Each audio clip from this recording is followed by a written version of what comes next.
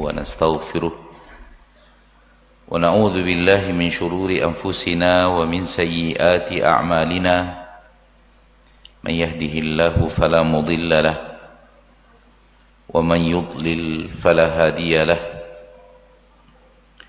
أشهد أن لا إله إلا الله وحده لا شريك له وأشهد أن محمدا عبده ورسوله صلى الله عليه وعلى آله وأصحابه ومن تبعهم بإحسان إلى يوم الدين وسلم تسليما كثيرا أما بعد إخواني وأخواتي في الدين الحاضرين والحاضرات والمشاهدين والمشاهدات رحمني ورحمكم الله.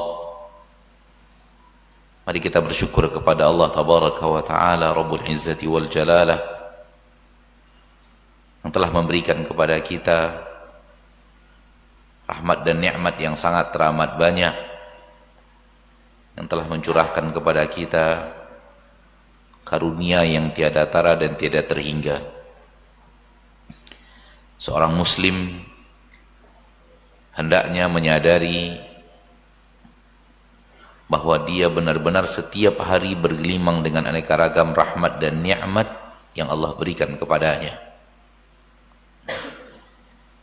Dan rahmat dan nikmat yang beraneka ragam yang Allah berikan kepadanya itu setiap hari. Satu di antara sekian banyak rahmat dan nikmat yang Allah berikan kepadanya setiap hari, satu saja di antara sekian banyak itu tidak bisa digantikan oleh kekayaan duniawi. Sebanyak apapun kekayaan duniawi itu berupa harta dan aneka ragam yang dia adalah murni kekayaan dunia. Dunia adalah harta, padahal sesungguhnya tidak demikian. Padahal justru harta bukanlah segala-galanya.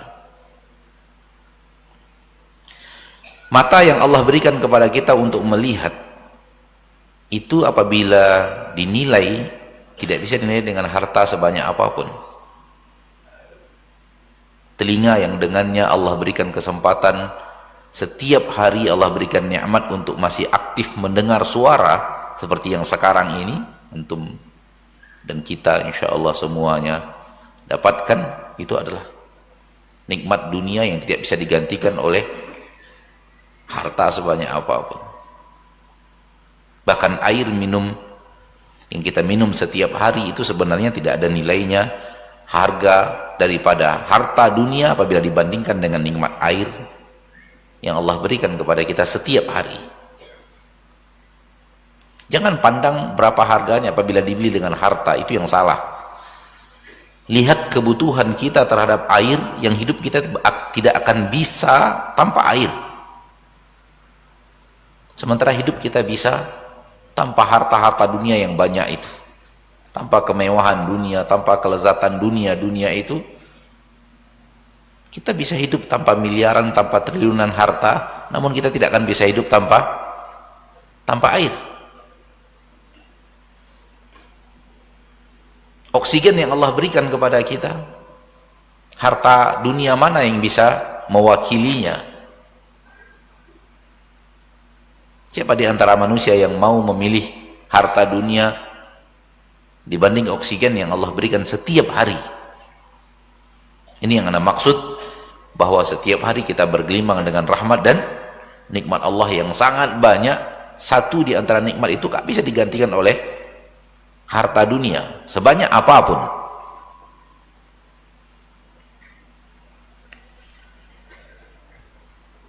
Oleh karena itu di dalam Al-Quranul Karim Allah Tabaraka wa Ta'ala sering menyebut nikmat-nikmat air. Berulang-ulang di dalam Al-Quran Allah sebut nikmat air. Wa anzalna minal mu'sirati ma'an thajjaja wa anzalna minas sama'i ma'an mubaraka wa ja'alna minal ma'i kulla syai'in hayyin. afara'aitumul ma'a alladhi tashrabun a antum anzaltumuhu minal muzni am nahnul munzilun qul ara'aitum in asbaha ma'ukum ghawra faman ya'tikum bima'in ma'in yusqa bima'in wahid. Beraneka. Bisakah antum bayangkan saudaraku, saudariku, sekiranya Allah tawarkan kepada engkau dua pilihan. Pilihan pertama, aku berikan kepadamu nikmat air, namun seumur hidup engkau tak bisa punya emas sebesar masjid ini. Atau pilihannya adalah, saya berikan kepada engkau emas sebesar masjid ini, namun seumur hidupmu nggak bisa dapat air. Pilih yang mana? Yang pertama atau yang kedua? Perlu sholat istikharah untuk menentukannya? Perlu nggak? Nggak perlu. Kenapa? Hidup kita tak ada kurangnya, walau kita nggak pernah bisa punya emas seumur hidup sebesar masjid ini. Seperti kita sekarang lah, Anda dan antum sekarang kan sama kan?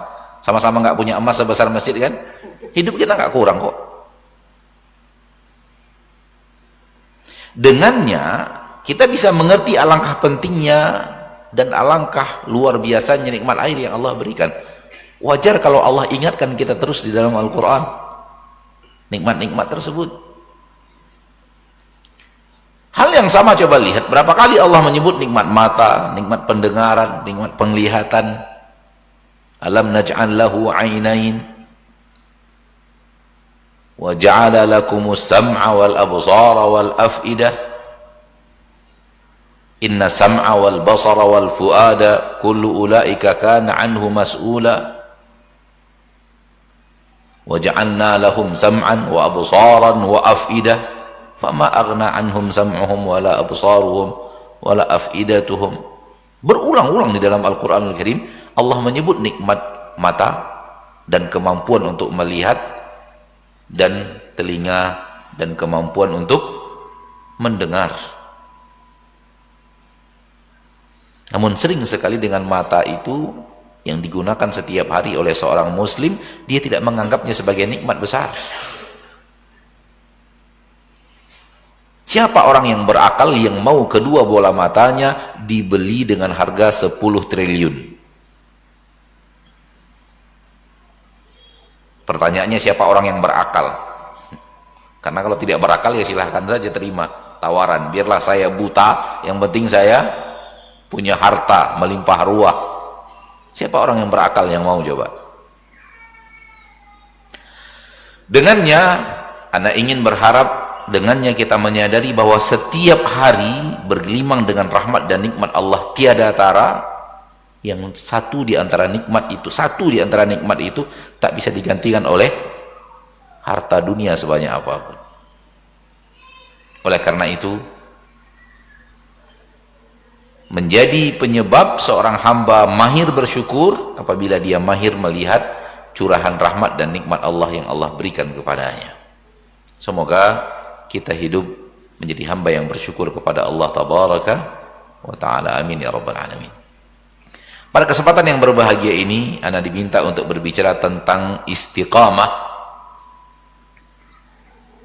Di dalam Al-Quran Allah Tabaraka wa Ta'ala menyebutkan bahwa itu adalah nikmat yang sangat besar, yang dengannya seseorang dijamin surga.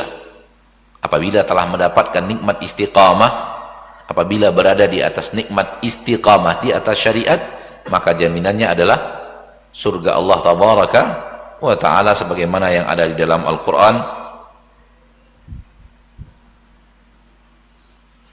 Surat Fussilat, innal ladzina qalu rabbuna Allah thumma istaqamu tatanazzalu alaihimul malaikatu alla takhafu wa la tahzanu wa abshiru bil jannati allati kuntum tu'adun. Surat Fussilat ayat 30. Sesungguhnya orang-orang yang mengatakan rabbuna Allah, Rabb kami adalah Allah, thumma istaqamu, setelah itu mereka istiqamah di dalam pernyataan Rabbuna Allah, tatanazzalu alaihimul malaikatu alla takhafu wa la tahzanu, akan turun kepada mereka para malaikat yang mengatakan kepada mereka, jangan bersedih, jangan takut dan jangan bersedih, dan bergembiralah dengan surga yang telah dijanjikan Allah tabaraka wa ta'ala kepada kalian. Di dunia orang yang istiqamah, hidupnya tak takut dan tidak sedih, dan itu senikmat-nikmat hidup. Senikmat-nikmat hidup di dunia, orang yang bisa hidup hari demi harinya tak takut dan tak sedih. Dan itu akan didapatkan oleh orang yang istiqamah di atas syariat. Janji Allah tabaraka wa ta'ala Rabbul Izzati wal Jalalah yang telah menurunkan Al-Quran kepada kita sebagai hudan, sebagai petunjuk. Di akhirat dijanjikan surga dan senikmat-nikmat hidup. Surga Allah Rabbul Izzati wal Jalalah. Dan sebenarnya surga dunia adalah yang tadi, dan surga akhirat adalah yang disebutkan. Surga dunia itu adalah hidup kita nyaman, tenang dan tentram, tak ada rasa takut dan tak ada rasa sedih. Itulah surga dunia. Hal yang keliru ketika orang mengatakan bahwa surga dunia itu memiliki harta yang sangat banyak, memiliki karyawan yang puluhan ribu, itu puyeng tingkat tinggi itu.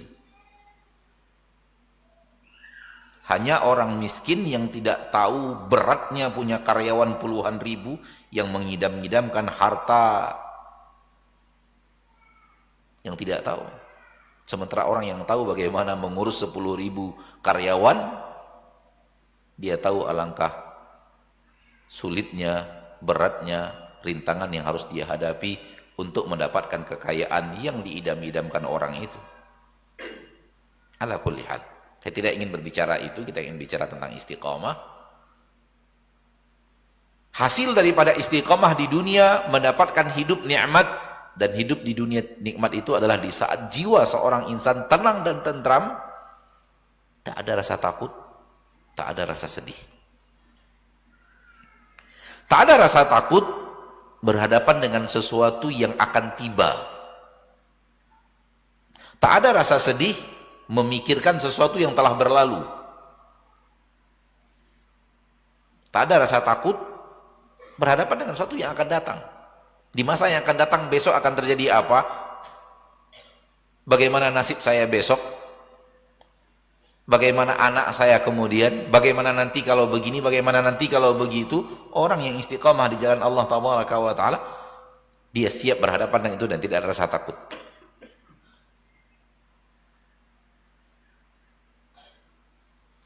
Jadi la khaufun, tidak ada takut, fima yastaqbal minal amr. Sesuatu yang akan terjadi di masa yang akan datang, orang yang istiqamah tidak memiliki rasa takut dan gentar. Kenapa? Imannya kepada Allah. Apa yang dia takutkan? Dia punya Rabb yang maha mengatur. Imannya kepada takdir.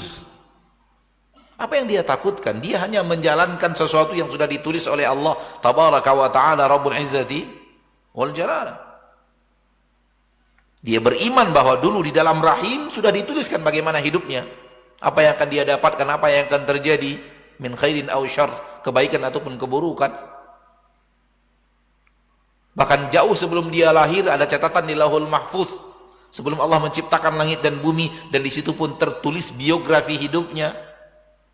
Besok akan terjadi apa, pekan yang akan datang akan terjadi apa, bulan yang akan datang akan terjadi apa, tahun yang akan datang kalau dia umur panjang akan terjadi apa. Semua telah ada. Dia hanya menjalankan sesuatu yang sudah ditentukan Allah Rabbul Izzati wal Jalalah. Dan apa yang Allah tentukan Rabbul Izzati wal Jalalah pasti akan terjadi, sebagaimana dikatakan oleh Nabi kita tercinta Muhammad sallallahu alaihi wasallam, wa'lam anna ma asabaka lam yakun liyukhti'ak wa ma akhta'aka lam yakun liyusibak. Ketahuilah sesuatu yang Allah tuliskan akan menimpamu itu tidak akan meleset, pasti akan datang. Dan apa yang Allah tentukan tak akan menimpamu, itu tak akan datang menimpa, pasti.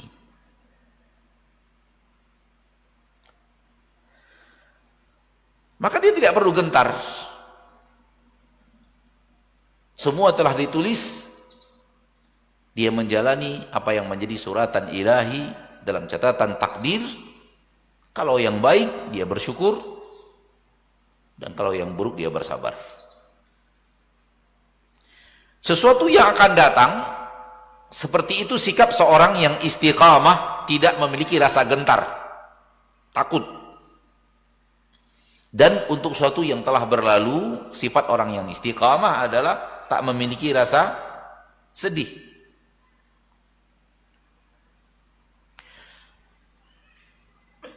Pekerjaan iblis dan bala tentaranya membuat kita sedih.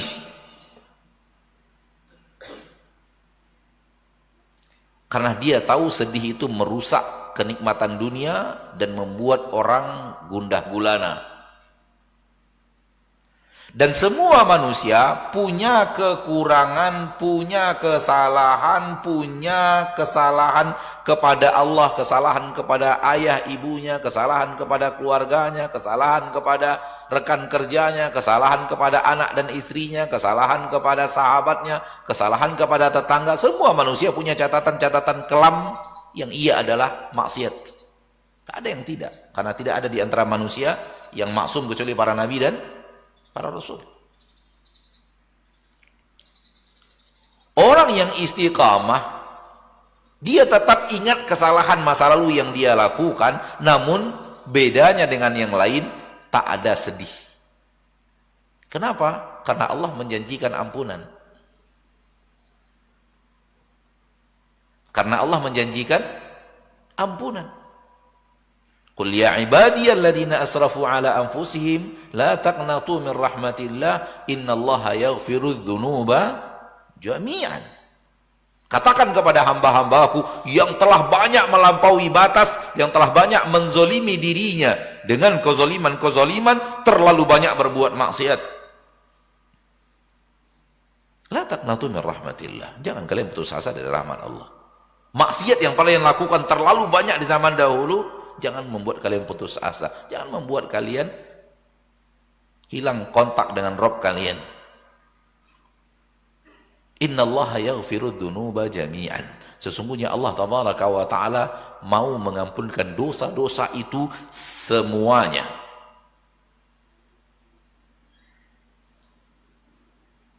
Dia yakin bahwa Rabb Maha Pengampun, Allah tabaraka wa ta'ala Maha Penyayang dan Maha Penerima taubat, dan dia serius untuk mendapatkan ampunan Allah tabaraka wa ta'ala, dan serius menjalankan hal-hal yang diinginkan Allah tabaraka wa ta'ala untuk proses pengampunan dosa itu, sehingga hilang rasa sedih terhadap kesalahan masa lalu. Dan ini senikmat-nikmat hidup di dunia Allah berikan kepada orang yang istiqamah. Dan itulah surga dunia.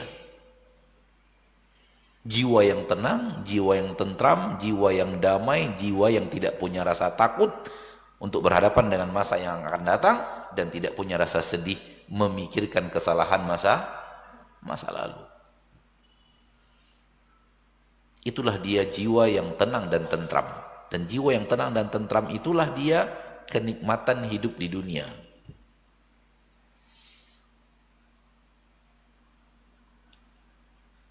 Di dalam Al-Quran surah Al-Ahqaf ayat yang ke-13, Allah tabaraka wa ta'ala juga menyampaikan hal yang sama tentang orang yang istiqamah. Innal ladzina qalu rabbunallahu tsumma istaqamu. Sesungguhnya orang-orang yang mengatakan rabbunallah, Rabb kami adalah Allah, tsumma istaqamu, kemudian mereka istiqamah, fala khaufun alaihim wala hum yahzanun, maka tidak ada rasa takut atas mereka, mereka juga tidak memiliki kesedihan. Ulaika ashabul jannati hum fiha khalidun, mereka lah penduduk-penduduk surga yang mereka akan kekal di dalamnya. Menunjukkan bahwa istiqamah di sisi Allah adalah sesuatu yang luar biasa, sehingga Allah mencurahkan kepada orang yang istiqamah di jalan agama hal yang luar biasa. Besarnya ganjaran menunjukkan besarnya amalan. Inna idhamal jaza ma'a idhamil bala. sesungguhnya besarnya ganjaran akan seiring dengan besarnya ujian yang diberikan. Dan ujian yang bisa dilewati oleh manusia dengan istiqamah di jalan Allah berbuah nikmat yang besar dari Allah, ganjaran yang besar, menunjukkan dia adalah amal besar di dalam syariat. Ma'asyiral muslimin rahimani wa rahimakumullah,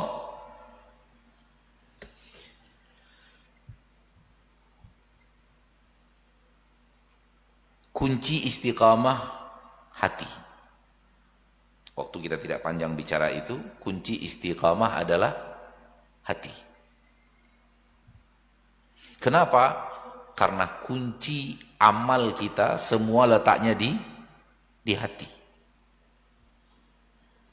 Karena kita, ma'asyiral muslimin, dan hidup kita dan kehidupan kita itu diatur oleh hati kita. Maka kunci istiqamah letaknya di dalam hati.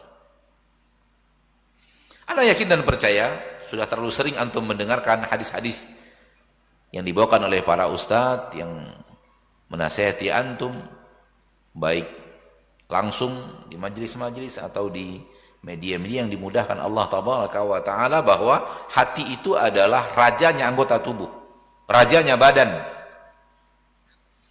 Idza saluhat, apabila hati itu baik, saluhal jasadu kullu, akan baik dan saleh seluruh anggota badan.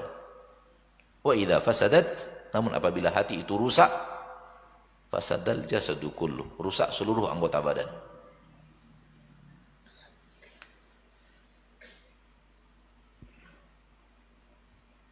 Ada mata, ada telinga, ada tangan, ada kaki, ada mulut, lisan, ada hidung, dan semua itu dikendalikan oleh hati. Perintah datang dari hati, larangan pun datang dari hati. Oleh karena itu hati adalah segalanya. Baik dia, maka baik mata, baik telinga, baik. Maksud baik adalah mata akan disuruh melihat yang baik-baik saja, telinga akan disuruh mendengar yang baik-baik saja, lisan akan disuruh mengucapkan yang baik-baik saja. Karena sebenarnya yang akan berbicara itu bukan lisan, yang akan bicara itu hati. Lisan adalah alat yang digunakan hati untuk berbicara.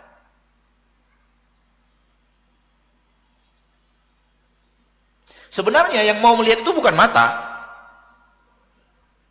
Yang mau melihat bukan mata, salah. Mata itu hanya alat yang digunakan hati untuk melihat. Hati ingin melihat, lalu dia perintahkan mata, wahai mata, lihat. Nampak? Nampak bagaimana anggota tubuh yang lain menjalankan perintah hati? Hal yang sama, larangan. Ketika hati tidak ingin melihat, dia akan mengatakan kepada mata, mata, jangan lihat, palingkan, ghaddul basar. Wahai telinga, jangan dengarkan, walaupun terdengar tapi jangan dengarkan. Beda antara mendengarkan dengan terdengar. Mendengarkan serius, ada niat, ada keinginan. Oleh karena itu Allah letakkan dosa pada mendengarkan, bukan terdengar, daripada hal-hal maksiat. Bahkan makan pun sebenarnya hati yang ingin makan. Lalu dia perintahkan kaki untuk melangkah, tangan untuk mengambil, tangan untuk menyuap, menaruhnya ke mulut, kemudian mengunyahnya dan menelannya. Itu semua anggota tubuh diperintah dan dilarang oleh hati. Wajar kalau kemudian Nabi mengatakan idza saluhat, kalau hatimu saleh, maka akan soleh juga seluruh anggota tubuh yang lainnya. Wa idza fasadat, kalau hati itu rusak, maka akan rusak juga yang lain. Kenapa? Karena perintahnya datang dari hati. Oleh karena itu Abu Hurairah mengatakan, al-qalbu malikun wal a'dha'u junuduh. Sesungguhnya hati itu adalah raja untuk seluruh anggota tubuh yang mampu diperintahkan oleh hati. Wal a'dha'u junuduh, dan Seluruh anggota tubuh lainnya adalah anggota bagaikan tentara-tentaranya raja itu. Fa in tabal maliku tabat junuduh. Kalau rajanya baik, maka tentara-tentaranya akan baik. Karena dia menjalankan perintah raja. Wa in khabuthal malik khabuthat junuduh. Namun kalau rajanya jelek, rajanya jahat, rajanya tak baik, maka hal yang sama tentara-tentaranya juga akan melakukan itu.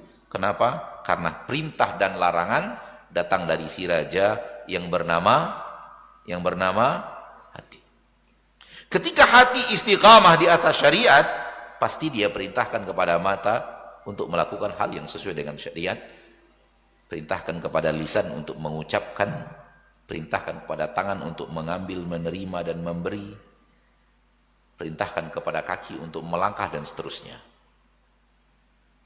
Maka istiqamah intinya adalah di dalam hati. Ikhwani fiddin rahimani wa rahimakumullah. Hati itu sendiri penuh dengan hal yang sesuatu yang masuk ke dalamnya. Dan dia akan terpengaruh dengan apa yang masuk ke dalamnya. Hati itu kumpulan dari sesuatu yang masuk ke dalam hati, sehingga terjadi di dalamnya aneka ragam gejolak, masuk di dalamnya sesuatu dan berkumpul di dalamnya sesuatu itu. Oleh karena itu, orang yang ingin istiqamah di dalam syariat, dia harus tahu bermula dari hati, dan yang kemudian apa yang akan masuk ke dalam hati. Dia harus perhatikan apa yang dimasukkan ke dalam hati, karena gejolak di dalam hati itu kumpulan dari apa yang masuk ke dalam hati. Dan sesuatu yang bisa memasukkan ke dalam hati hanya dua pintu. Pintu yang pertama bernama mata, pintu yang kedua bernama telinga. Dan tak ada yang bisa memasukkan ke dalam hati kecuali dua anggota tubuh itu. Faham yang dimaksud? Ingin istiqamah dengan pahala yang besar yang dikatakan oleh Allah di dalam Al-Quran tadi, dapat kenikmatan dunia, hati yang tenang dan tentram, dapat kenikmatan akhirat, menjadi penduduk surga ahlul jannah. Semoga Allah pertemukan semua kita di surganya, dan Allah jauhkan kita dari nerakanya. Ketika meminta surga kepada Allah, minta juga dijauhkan dari neraka, karena dua paket ini apabila bersatu, itulah dia kejayaan seorang mukmin, seorang muslim di akhirat. Karena boleh jadi ada orang yang masuk surga sebelumnya dia singgah ke neraka. Oleh karena itu di dalam Al-Quran Allah menyebut kejayaan hakiki apabila mendapatkan keduanya, dapat masuk surganya dan juga dapat terhindar dari neraka. Faman zuhziha 'anil nar wa udkhilal jannah. Barang siapa yang dijauhkan dari neraka dan dimasukkan ke dalam surga. Maka dua poin penting. Maka ketika kita minta surga kepada Allah atau mendoakan untuk diri kita dan saudara kita surga, doakan juga terhindar dari neraka. Karena ada juga orang yang masuk surga namun tidak terhindar dari neraka. Pahala akhirat tadi, masuk surga dan terhindar dari neraka, pahala dapat kenikmatan dunia, hidup tenang dan tentram, itu sumber dari hati yang istiqamah. Dan hati yang istiqamah itu hati yang di dalamnya berkecamuk dengan sesuatu yang masuk ke dalamnya melalui mata dan telinga. Maka yang ingin hatinya tenang dan tentram di dunia dan semoga di akhirat menjadi orang yang dipilih Allah menjadi penduduk surga dengan bisa istiqamah, harus perhatian kepada apa yang dia masukkan ke dalam hati melalui matanya dan dia masukkan ke dalam hati melalui telinganya. Adapun anggota tubuh yang lainnya itu hanya menjalankan perintah hati tanpa memasukkan sesuatu ke dalam hati. Tanpa memasukkan sesuatu ke dalam hati. Contoh, Yang paling jelas adalah lisan. Lisan tidak memasukkan sesuatu ke dalam hati, dia hanya mengeluarkan isi hati. Setelah hati ingin berucap, lalu kemudian dia perintahkan lisan untuk mengucapkan, ucapkan, keluar saja satu arah. Dan tak ada dari ucapan tersebut yang masuk lagi ke dalam hati, nggak ada. Berbeda dengan mata dan telinga. Ketika hati memerintahkan mata, wahai mata lihat, wahai mata lihat, wahai mata lihat, mata pun menjalankan perintah hati melihat sesuatu, hati-hati. Yang dilihat itu akan dia masukkan lagi ke dalam hati dan memberikan pengaruh kepada hati. Hal yang sama dengan telinga. Hal yang sama dengan telinga. Wahai telinga, dengarkan. Seperti antum sekarang, wahai telinga, dengarkan. Dengarkan dengan seksama, dengarkan dengan sebenar-benar mendengar, bukan sekedar terdengar. Didengarkan oleh telinga, tidak hanya sekedar didengar dan selesai. Ada hal lain yang terjadi. Apa yang tadi didengarkan akan masuk lagi ke dalam hati. Nampak bedanya? Kalau seandainya yang lain satu arah, adapun mata dan hati dua arah. Melihat dan apa yang dilihat dimasukkan lagi ke dalam hati. Mendengarkan sesuatu, maka ketika terdengar sesuatu atau mendengar sesuatu dimasukkan lagi ke dalam hati. Itulah dia kumpulan isi hati. Oleh karena itu, orang yang benar-benar ingin istiqamah, dia menjaga hatinya dan menjaga mata dan menjaga telinganya. Karena apa yang dilihat oleh mata pasti punya pengaruh terhadap hati. Dan apa yang didengarkan oleh telinga pasti punya pengaruh besar terhadap hati. Dan ini kenapa di dalam Al-Quranul Karim Allah sering menyebut tiga ini dalam satu ayat. Sering sekali Allah menyebut وَجَعَلْنَا لَهُمْ سَمْعًا وَأَبْصَارًا وَأَفْئِدَةً وَجَعَلَ لَكُمُ السَّمْعَ وَالْأَبْصَارَ وَالْأَفْئِدَةَ قَلِيلًا مَا تَشْكُرُونَ Inna sam'a wal basara wal fuada kullu ulaika kana anhu mas'ula summum bukmun umyun fahum la yarji'un. Apabila kita lihat ayat-ayat tersebut dan ayat-ayat yang senada dengannya, Allah sering menyebut mata, telinga, hati dalam satu ayat. Kenapa? Karena ini komponen terpenting. Yang terpenting pertama adalah hati untuk istiqamah, dan untuk istiqamah itu hati membutuhkan bantuan mata memasukkan ke dalamnya yang baik-baik, bantuan telinga untuk masukkan ke dalamnya yang baik-baik. Oleh karena itu, mari saudaraku, saudariku kaum muslimin dan muslimat, bagi kita yang serius ingin istiqamah, pertama serius untuk ngurus hati. Dan yang kedua, serius untuk mengurus apa yang kita lihat dan apa yang kita dengar. Kenapa para ahli ilmu ketika berbicara, seandainya ingin istiqamah, maka sering-sering mentadabbur membaca Al-Quran. Karena apa yang kita lihat dengan mata kita, dengan tadabbur Al-Quran, masuk ke dalam hati. Sering-sering mendengarkan nasihat di majelis ilmu. Karena apa yang kita dengar di majelis ilmu seperti yang sekarang ini, insya Allah akan masuk lagi ke dalam hati dan memberikan pengaruh kepada hati.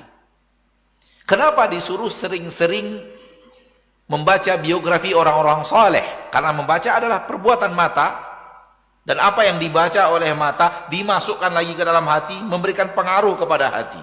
Kenapa disuruh sering-sering duduk di majlis orang saleh, berkawan dengan orang-orang saleh? Karena apa yang diobrolkan bersama orang saleh adalah kesolehan, masuk ke dalam telinga, pengaruh kepada hati. Atau apa yang dilihat bersama orang saleh, dan orang saleh tidak akan kumpul untuk sesuatu yang sifatnya maksiat, dan tidak akan memberikan kepada saudaranya sesuatu yang akan membahayakan agama saudaranya. Tapi justru sebaliknya, kalau itu adalah orang saleh duduk di majelis saleh, mereka akan membicarakan hal-hal yang diridhoi dan dicintai oleh Allah. Kalau mereka akan melihat sesuatu, akan melihat hal-hal yang diridhoi oleh Allah. Kalau mereka ingin berkumpul untuk hal-hal yang diridhoi oleh Allah. Itulah dia sahabat-sahabat dan teman-teman soleh yang akan mengajak kita untuk istiqamah di atas syariat. Intinya adalah apa yang akan terlihat oleh mata dan apa yang akan terdengar oleh telinga. Intinya adalah di situ. Akan memberikan pengaruh kepada hati. Ma'asyarul muslimin, ma'asyarul muslimat rahimani wa rahimakumullah. Maka kita yang serius untuk istiqamah hendaklah serius mengurus apa? Hati, karena agama kita sebenarnya dari hati itu. Dan tentunya berdoa kepada Allah. Tentunya berdoa kepada Allah Rabbul Izzati wal Jalalah, karena seorang muslim sadar bahwa hatinya di tangan Allah.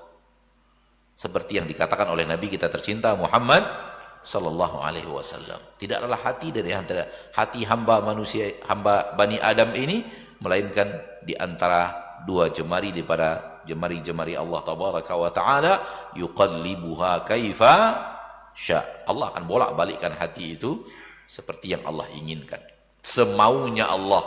Dan ingat, Allah itu Maha Pengasih dan Penyayang. Membolak-balikkan hati dengan kasih sayangnya. Ingat bahwa Allah itu Maha Adil, membolak-balikkan hati dengan keadilannya, bukan dengan sembarang seperti sembarangnya manusia membolak-balikkan sesuatu. Tidak. Allah berlaku kepada manusia penuh dengan keadilan dan penuh dengan kasih sayang. Waktu kita tinggal 3 menit. Karena dikatakan tadi 6:10 materi berakhir. Lanjut dengan tanya jawab.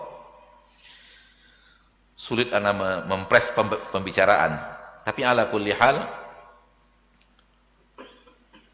istiqamah saudaraku bukanlah engkau bagaikan malaikat.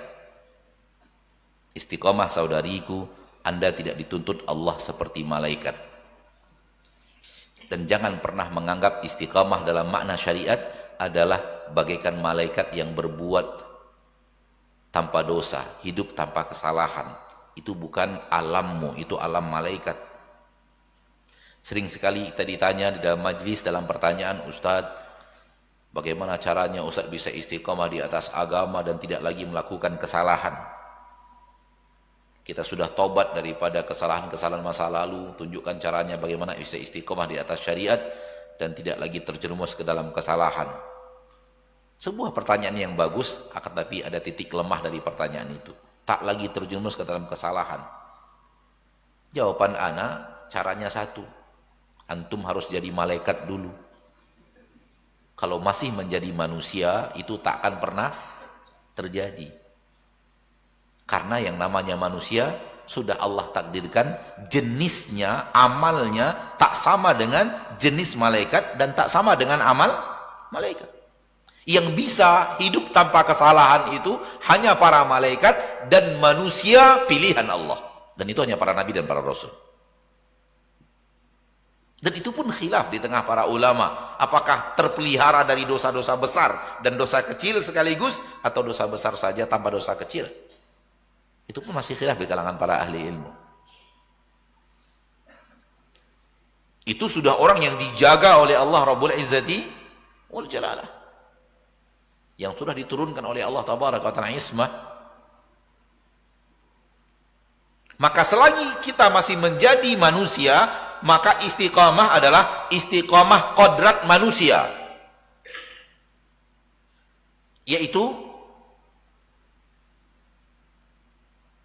lazimi syariat, lakukan ketaatan.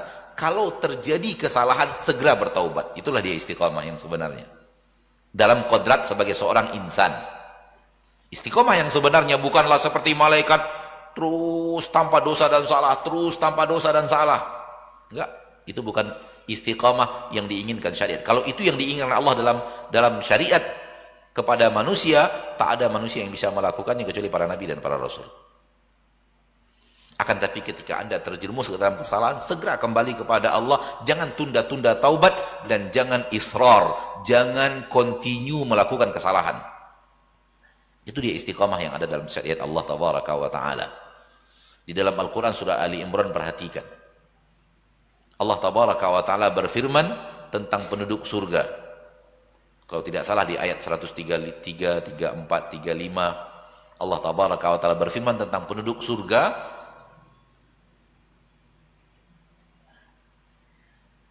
Mari kita lihat.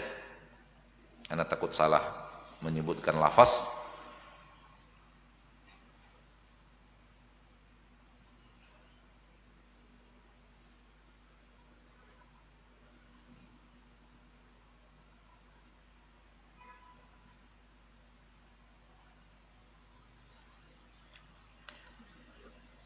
134,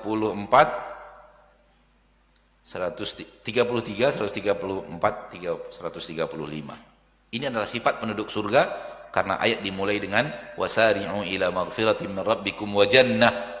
Bersegeralah menuju ampunan Rabb kalian dan surga yang luasnya bagaikan luas langit dan bumi, disiapkan untuk orang-orang yang bertakwa. Siapa mereka yang disiapkan oleh Allah surga tersebut? Alladzina yunfiquna fis sarra'i wad dharra'i wal kadhiminal ghaidha wal 'afina 'anil nas wallahu yuhibbul muhsinin. Mereka yang selalu berinfak di saat sulit, di saat lapang, dan orang yang menahan dirinya dari amarahnya, dan orang yang memaafkan manusia, dan orang yang banyak berbuat baik. 4 sifat disebutkan Allah: dermawan, menahan amarah, jangan dilampiaskan, kemudian maafkan kesalahan manusia, dan berbuat baik. Kemudian walladzina idza fa'alu fahisha, mereka yang apabila mereka melakukan sebuah kesalahan, sebuah dosa, sebuah maksiat, aw dhalamu anfusahum dzakarullaha, mereka selalu ingat kepada Allah, fastaghfaru lidunubihim, segera mereka minta ampun atas dosa dan kesalahan mereka, walam yusirru ala ma fa'alu, fastaghfaru lidunubihim wa may yaghfiru dzunuba illallah walam yusirru ala ma fa'alu, mereka tidak israr, tidak melanjutkannya secara kontinu dosa-dosa tersebut. Ini sifatnya istiqamah, orang-orang yang istiqamah. Wahum ya'lamun, sementara mereka tahu mereka telah terjerumus ke dalam kesalahan. Kalau sifat-sifat yang tadi ada, lalu ayat berikutnya ulaika jazaohum maghfiratun min rabbihim wa jannat. Kembali yang tadi di atas diulang oleh Allah di bawah. Surat Ali Imran ayat 133 sampai 136. Inilah dia istiqamah. Maka orang istiqamah bukan berarti orang yang hidup tanpa melakukan apa? Dosa dan kesalahan. Itu bukan istiqomah hanya jenis makhluk bernama manusia. Sudah lewat 3 menit daripada waktu yang diberikan oleh al-ikhwah. Ikhwani fiddin, mungkin secara materi itu yang bisa Anda sampaikan pada pagi hari yang berbahagia ini. Semoga Allah tabaraka wa ta'ala membimbing kita ke jalan yang Dia ridhoi. Semoga Allah berikan taufik kepada hati kita untuk istiqamah di atas ketaatan. Jangan lupa perbanyak berdoa. Dan Nabi kita telah mencontohkan, beliau banyak dan sering sekali menyebut kata Aisyah, Allahumma ya muqallibal qulub tsabbit qalbi ala dini. Karena kalau doa yang kita ucapkan entah 5.000 kali, entah 10.000 kali, entah 500.000 kali, Allah kabulkan satu saja di antara doa yang sering kita ucapkan tersebut, maka itu adalah kebaikan di akhir hayat. Waktu yang tersisa kita gunakan untuk menjawab beberapa pertanyaan. Semoga pertanyaan antum, ana punya ilmu untuk menjawabnya. Wassallallahu wasallam wa baraka wa an'am ala abdihi wa rasulihi Muhammad. Baik, jazakallah khairan jazah. Terima kasih kepada kami Ustaz Maududi Abdullah LC Hafizahullah Ta'ala. Dan masih ada beberapa waktu, sekitar 20 menit lagi. Mungkin tidak bisa mengakomodir seluruh pertanyaan, namun kami prioritaskan untuk pertanyaan yang sesuai dengan tema kajian pada hari ini. Kami mulai sesi mungkin yang berada di sebelah kanan kami. Ada yang bapak-bapak yang sebelah sini. Nah, kami pilih yang terdekat terlebih dahulu. Tafadhol. Assalamualaikum. Waalaikumsalam warahmatullahi. Mohon nasihatnya Tad untuk mengobati hati yang rusak Tad. Caranya Tad. Untuk mengobati hati yang rusak. Pertama, taubat. Karena taubat sesuatu yang ibadah yang memang disyariatkan Allah untuk urusan masa lalu. Dan syarat taubat secara umum ada 3 dan secara global ada 5. Sebagaimana yang kita ketahui dari pembicaraan para ulama tentang taubat. Secara umum, secara ringkas ada 3, secara umum ada 5. Pertama, yang 3 itu adalah sesali, tinggalkan, tekad untuk tidak mengulangi. Kalau ditambah 2, pertama lakukan dengan penuh keikhlasan, bukan karena masalah, dan lakukan di waktu yang masih diizinkan Allah dan masih waktu diterimanya taubat. Ditambahkan yang terakhir, yang keenam, kalau dia berhubungan dengan kesalahan kepada manusia, minta maaf dan kembalikan hak orang yang telah kita ambil. Berikutnya apa yang tadi kita katakan, jaga mata, jaga telinga untuk mengurus hati. Kenapa? Karena kalau hati itu adalah tempat berkumpulnya apa yang dicurahkan mata dan telinga, seburuk apapun dia, kalau selalu dimasukkan ke dalamnya yang baik-baik, ini akan berubah menjadi baik.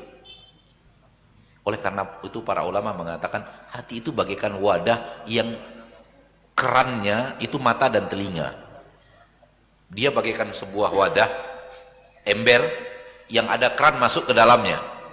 Dan keran pertama bernama mata, keran kedua bernama telinga. Seburuk apapun hati, ketika bertaubat lalu dimasukkan ke dalamnya yang baik, yang kotor yang ada dalam wadah tadi akan hilang, berganti dengan kebaikan. Tapi dia butuh proses waktu. Oleh karena itu, kenapa disuruh untuk sering mendengarkan yang baik-baik, duduk di majelis ta'lim, membaca yang baik-baik, melihat yang baik-baik, dan berteman dengan orang-orang saleh. Tentu semuanya taufik dari Allah. Oleh karena itu, jangan lupa selalu berdoa. Wallahu a'lam. Nah.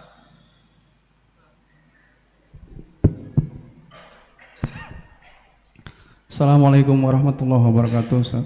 Waalaikumsalam. Izin bertanya, Ustaz. Mohon nasihatnya, Ustaz. Bagaimana kita apabila anak kita sudah besar tapi menjauh dari kita, Ustaz? Tidak. Anak kita sudah besar tapi menjauh dari orang tua. Udah susah dinasihati, Ustaz. Mohon nasihat, Ustaz. Barakallahu fiikum, Ustaz. baik.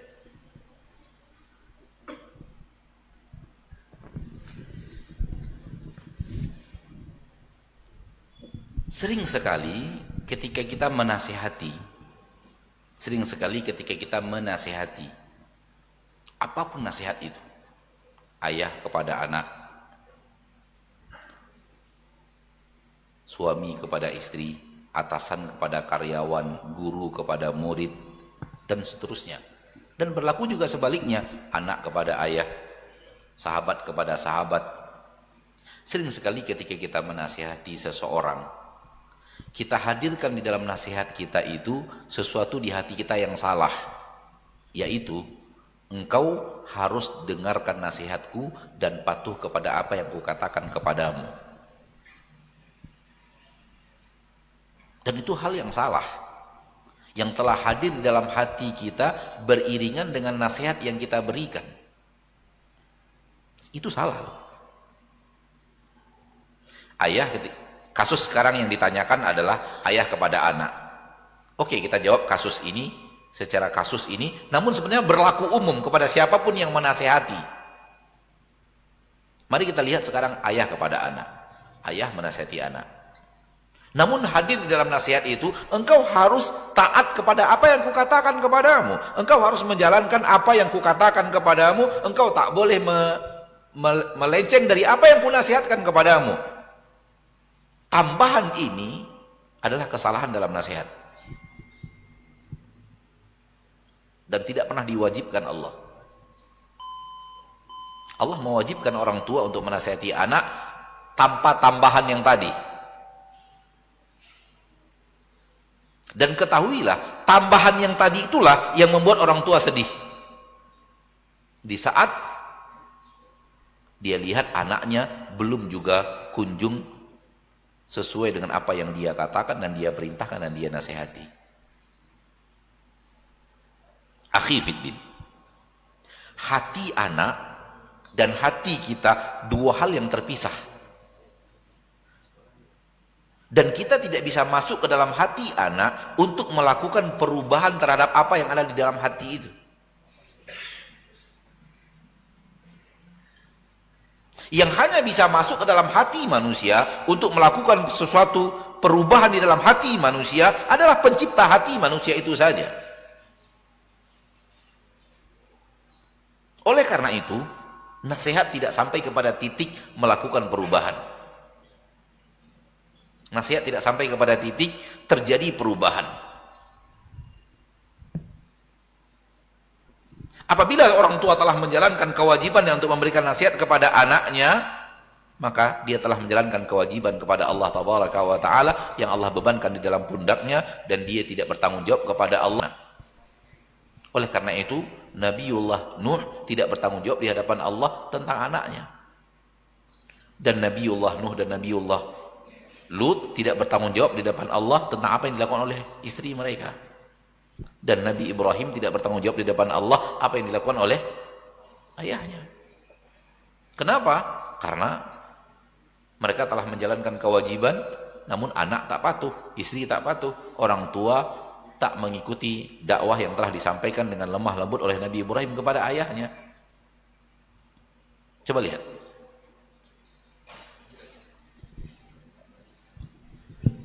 Ini yang membuat kita sedih ketika orang tua menasihati anak dan anak tak patuh. Kenapa? Karena orang tua menasihati plus kamu harus ikut saya. Yang menyuruh kamu harus ikut saya itu siapa?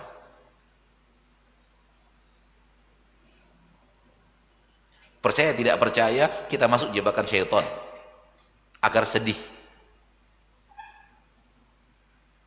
Percaya tidak percaya, kita ikut jebakan syaitan agar setelah itu marah-marah, agar setelah itu tak mau lagi menasihati. Dakwah adalah menyampaikan kebenaran, menyampaikan nasihat, berhenti sampai di situ. Dakwah telah terjadi. Apa itu dakwah? Dakwah itu adalah dakwah.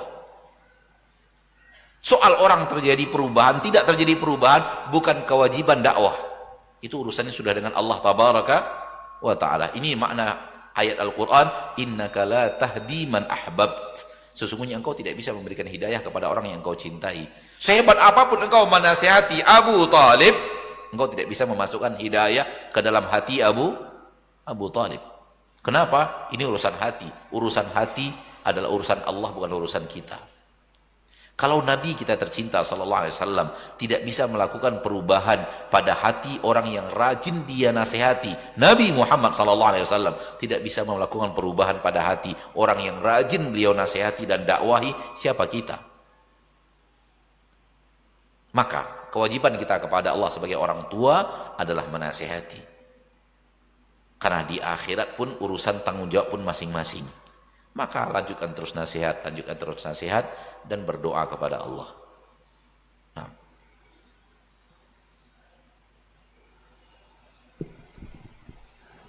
Baik, jazakallahu khairan jazah. Terima kasih gurunda kami Ustaz Maudi Abdullah LC Hafizullah Ta'ala. Mohon maaf ikhwanifillah dan semua jami'an atas keterbatasan waktu kita juga, maka untuk sesi tanya jawabnya kita cukupkan, dan insya Allah kita akan lanjutkan kembali hari ini masih di lokasi yang sama di Masjid Nur Hasan untuk kajian ba'da maghrib. Sekali lagi jazakallah khairan jazah. Terima kasih gurunda kami Al-Ustaz Maududi Abdullah LC Hafizullah Ta'ala atas ilmu dan faedah yang telah disampaikan. Semoga menjadi tabungan amal jariah yang menyelamatkan kelak di yaumil akhir, menjadi tabungan unta merah bagi setiap orang-orang yang diberi hidayah untuk selalu istiqomah menerapkan Islam secara kafah. Dan bagi kita semua para thalibul ilmi menjadi penambah iman, menerima hidayah dan dimudahkan menjalankan taufik Allah Azza wa Jalla. Amin ya rabbal alamin. Sekali lagi kami mengucapkan terima kasih kepada para guru-guru kami, Asatidzah Forum Komunikasi Duat Palembang yang telah membimbing dan memandu kami, DKM Masjid Nur Hasanah dalam pelaksanaan tablik akbar ini, ataupun seluruh yang bertugas ataupun yang membantu dan mendukung dakwah ini, kami ucapkan jazakumullah khairan jazah. Dan kami informasikan kepada jami'an Thalibul Ilmi rahimakumullah bahwasanya masih ada insyaallah rangkaian kajian Islamiyah Ustadz Maududi Abdullah LC Hafizul Ta'ala malam ini ba'da maghrib, insyaallah masih di masjid ini. Tabadol untuk meluangkan waktu bersama keluarga, semoga Allah mudahkan.